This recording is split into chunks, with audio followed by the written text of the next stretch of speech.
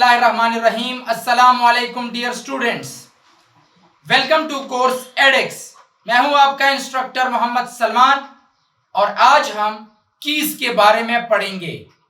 Keys are actually attributes that are used for uniquely identify a specific record in a table. किसी भी table में किसी एक record को यूनिकली आइडेंटिफाई करने के लिए कीज का इस्तेमाल होता है। There are different types of keys, जिसमें candidate key, primary key, alternate key और सेकेंडरी की, फॉरेन की, कंपोजिट प्राइमरी की, सुपर की।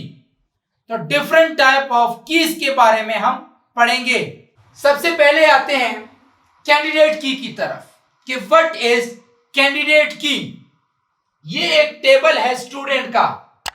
ये स्टूडेंट्स में कुछ एट्रीब्यूट्स हैं, roll number, registration number, name, address.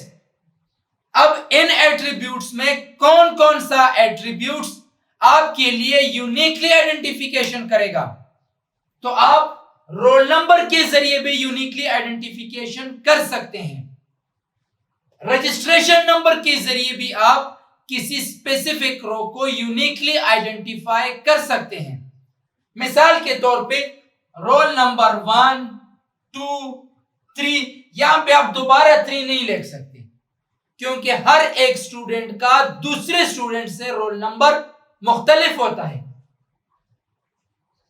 इसी तरह रजिस्ट्रेशन नंबर, हर एक स्टूडेंट का दूसरे स्टूडेंट से रजिस्ट्रेशन नंबर भी मुख्तलिफ होता है। मिसाल के तौर पे मैं लिख लेता हूं ABC XYZ PQRMNO, ये मुख्तलिफ रजिस्ट्रेशन नंबर है।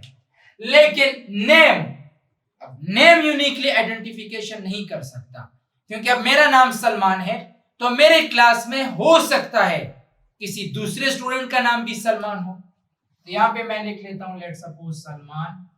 अब इस टेबल में, स्टूडेंट टेबल में, रोल नंबर पे आप देखो यूनिकली आइडेंटिफिकेशन कर सकते हैं। जैसे कि अब आप अगर देखें तो ये रोल नंबर है। अगर मैं कहूं रोल नंबर 3 तो कितने रोज आएंगे? सिर्फ 3 पे एक ही रो आएगा। लेकिन अगर मैं कहूं कि सलमान, तो ये भी सलमान का रो हो गया, ये भी सलमान। तो नेम के जरिए यूनिकली आइडेंटिफिकेशन पॉसिबल नहीं। इसी तरह एड्रेस हो सकता है पेशावर, ये भी पेशावर का हो, ये लेट सपोज लाहौर का है, और ये आप इज्यूम करें मर्दान। तो अब अगर इस स्टूडेंट के टेबल को देखें तो इसमें जो यूनिकली आइडेंटिफिकेशन करता है that is a roll number and registration number. So इसको कहा जाता है candidate key. Candidate key is a group of those attributes that uniquely identify a record. किसी टेबल में जिस जिस एट्रीब्यूट के जरिए आप यूनिकली आइडेंटिफिकेशन कर सकते हैं, उस पूरे ग्रुप को कैंडिडेट की कहा जाता है। तो इस टेबल के मुताबिक रजिस्ट्रेशन नंबर और रोल नंबर कैंडिडेट की है। नाउ द सेकंड की इज अ प्राइमरी की। प्राइमरी की इज अ कैंडिडेट की that is selected for uniquely identification. ये भी यूनिकली आइडेंटिफिकेशन कर सकता है, ये भी कर सकता है, लेकिन आपने सेलेक्ट सिर्फ एक को करना है, दोनों को तो आप सेलेक्ट नहीं करोगे। मिसाल के तौर पे मैंने सेलेक्ट कर दिया रोल नंबर को फॉर यूनिकली आइडेंटिफिकेशन, क्योंकि स्टूडेंट को अपना रोल नंबर याद होता है, रजिस्ट्रेशन नंबर याद नहीं होता। अब एक स्टूडेंट काउंटर पे आ गया, अपनी फीस सबमिट करना चाहता है, तो वो उसको बोलेगा माय रोल नंबर इज 25। अब उसको रजिस्ट्रेशन नंबर तो नहीं बता सकता, तो जैसे वो 25 एंटर करेगा, उस स्टूडेंट का सिर्फ रिकॉर्ड आएगा। ऐसा नहीं है कि 25 वाले स्टूडेंट ने फीस सबमिट की और उस टेबल में एक दूसरा बंदा भी 25 रोल नंबर का था, फिर तो मसला बन जाएगा। तो रोल नंबर हर एक स्टूडेंट का दूसरे से मुख्तलिफ होता है। तो जिसको मैंने सेलेक्ट किया for uniquely identification that is a primary की। तो प्राइमरी की लेट सपोज मैंने रोल नंबर को सेलेक्ट किया, रजिस्ट्रेशन भी कर सकते थे लेकिन रजिस्ट्रेशन को नहीं किया, तो that is a registration number एक अल्टरनेट की हो गया, या इसको सेकेंडरी की भी कहा जाता है। मिसाल के तौर पे मैं टीचर हूं, मैं किसी रोज क्लास नहीं आया, मेरी जगह एक और टीचर आएगा, वो मेरा अल्टरनेट होगा।